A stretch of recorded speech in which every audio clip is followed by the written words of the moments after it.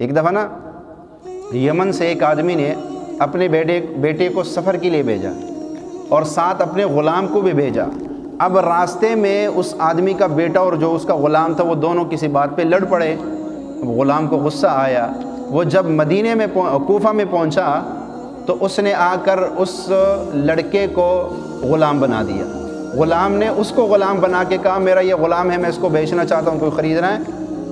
اب وہ کہے میں آزاد ہوں بھائی، یہ میرا غلام ہے۔ وہ کہتے ہیں یہ میرا غلام ہے، میں اس کو بیچنا چاہتا۔ اب یہ فیصلہ حضرت علی کے دربار میں آیا کہ بھائی دو بندوں کے آپس میں لڑائی ہوئی، یمن سے آئے ہوئے، کوئی نہیں جانتا۔ وہ کہتا ہے یہ میرا غلام ہے، میں اس کو بیچنا چاہتا ہوں۔ وہ کہتا ہے نہیں یہ میرا غلام ہے۔ فیصلہ نہیں ہو رہا ہے، کس کی بات پہ یقین؟ کوئی گواہ بھی موجود نہیں ہے، کوئی گواہ کوئی جاننے والا ہو تو بتا دے۔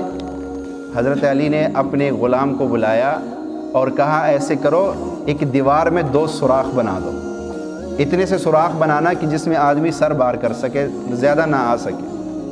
اس نے 2 سوراخ بڑے بنا دیے اور اس کے اندر جو ہے آپ نے فرمایا ان دونوں کو بلاؤ۔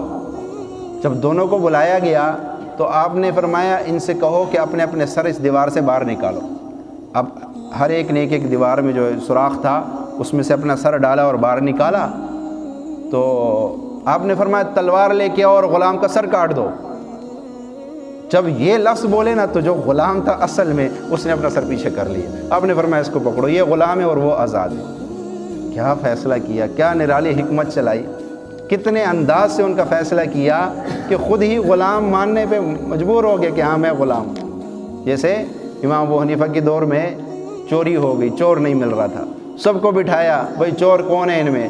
آپ نے آتے کہا چور کے داڑھی میں تنک کا ہے، جو چور تھا اس نے داڑھی کو ہاتھ لگایا، انہوں نے کہا پکڑو اس کو، یہی چور ہے۔ پورے مجمع میں کسی نے اپنی داڑھی کو ہاتھ نہیں لگایا، جو اصل میں چور بیٹھا ہوا تھا اس نے داڑھی پہ جو ہاتھ مارا کہ یار میں نہ پکڑا جاؤں، تو انہوں نے شک کر لیا بھائی یہی چور ہے۔ جب پکڑا تفتیش ہوئی، واقعی وہی چور نکلا۔ تو کیا حکمت کا فیصلہ حضرت علی رضی اللہ تعالیٰ عنہ نے کیا۔